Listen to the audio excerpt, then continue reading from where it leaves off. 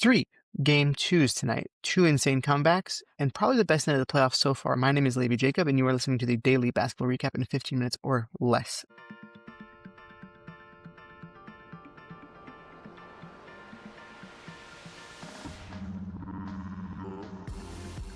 Let's jump into it. To start off with, breaking news here, Billy Donovan.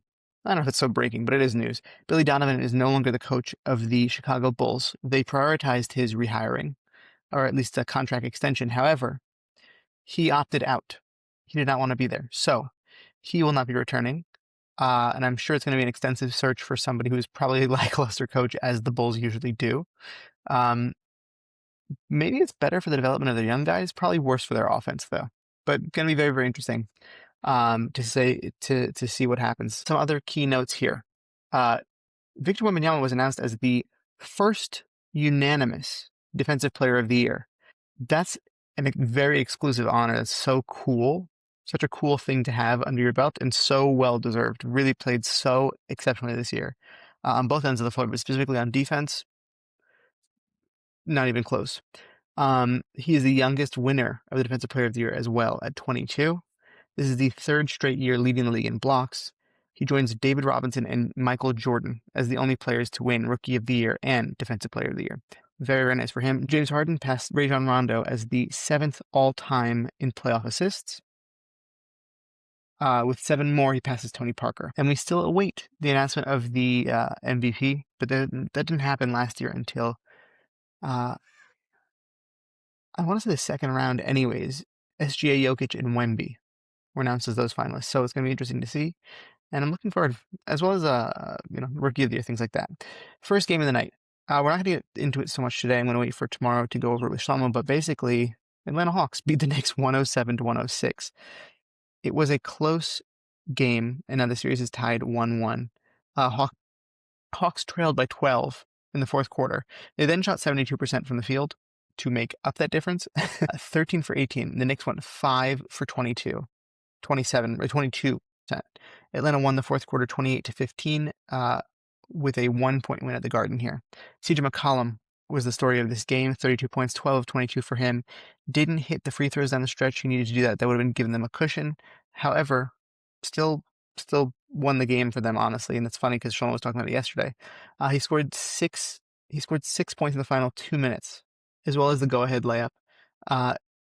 They kept calling him the villain of MSG now, replacing Trae Young. He's not a villain. No one thinks that he's a villain. He even said it himself. He's not a villain. He's going there and trying to compete. And I think that his face is not villain-ish enough. I don't think he's a villain. But he played a very good game. Kuminga off the bench had 19, and Jalen Johnson contributed 17 and 8. Has not had the best showing through 2 games, but they play good defense on him, and he's young, so he'll probably warm up as this series goes on. My assumption would be that he plays better in Atlanta in the next 2 games, but we'll see. Jalen Brunson at 29, but shot 10 of 26 shooting. His percentage has not been the best in this series, but still leading the way for the Knicks. Towns had 18. Didn't make it to the free throw line. He was not as aggressive in this game. Really, like, when you watch it back, absolutely just not as aggressive. Hart, 15 and 13, but just in the fourth could not get anything to go.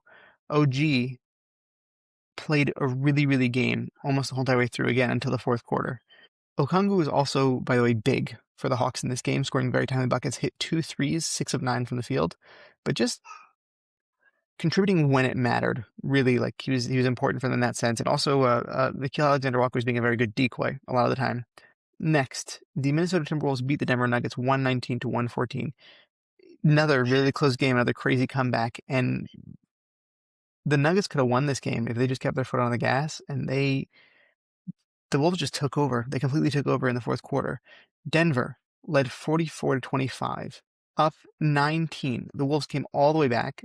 Gobert played a really big role in the fourth quarter, held Jokic to just 2 points in the fourth quarter. And the Wolves outscored Denver 29-21 in that final period of the game. They had a 20-3 advantage in second chance points, and they just dominated the glass with 60 total rebounds. That's an insane amount of rebounds.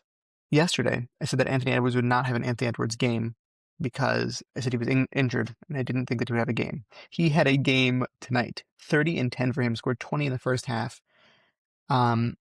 Julius Randle played in this game. He played last game, but he was here in this game. 24, 9, and 6 for him. Donte DiVincenzo also was hitting. He was hitting wide open shots, and it was really important for them. 16, 7, and 6. He was plus 20 in this game. Jamal Murray, 37 and 7 with 6 threes after going 0 of 8 in game 1, but was part of that fourth quarter collapse for the Denver Nuggets. He did not have a good time in that fourth quarter. None of the Nuggets did really. Like it was not pretty. Christian Brown, once again, 5 of 9, 1 of 3 shooting from 3. He's got to work on the 3-point shot. Cleveland beat the Toronto Raptors 115 to 105. Donovan Mitchell was all over the place. 30 points for him. Harden 28 with 5 steals. Mobley 25 on 11 of 13 shooting. They combined for 83 points, 33 of 50 at 66% shooting. That top 3. Really incredible. Jarrett Allen also contributed with 10 points, 4 of 6 shooting, but it just wasn't as necessary because, again, Evan Mobley had 25 and 8. Like, he was really, he was aggressive in this game. It was a lot of fun. The Raptors turned it over 22 times. That is a season high for them. And Cleveland got 22 points off of those 22 turnovers. Cleveland never trailed in this game. They had 12 straight playoff wins over Toronto, and that ties an NBA record. Scotty Barnes had his playoff career high of 26 points. RJ Barrett, 22, 9, and 5. Colin Murray Boyles has been putting up a really good series as a rookie, mind you, 17 and 7. He has like this top of the key floater that's been going in really nicely. But Ingram, yikes, 3 of 15 shooting for 7 points. That's not what you want to see for this guy that they got in order to be able to score, you know? Moving on to the games tonight, Boston and Sixers, game 2. Portland, Spurs, game 2. And Rockets versus Lakers, game 2. I think it's going to be a closer game, obviously, in this one. I think that the Celtics are still going to win this one, though. I think no Embiid still, so likely the Celtics will win. Trailblazers, Spurs. I think this game will be farther apart. I think that the Spurs are going to win this game. I think that the Blazers take the next game, but I think that the Spurs will win this game. And Rockets, Lakers. I think this game will be very close again. And I think the Lakers are going to win again. I think they don't know about the status of Kevin Durant right now. The injury could be more serious, less serious. They don't fully know. Luka might be back at some point in the next few weeks.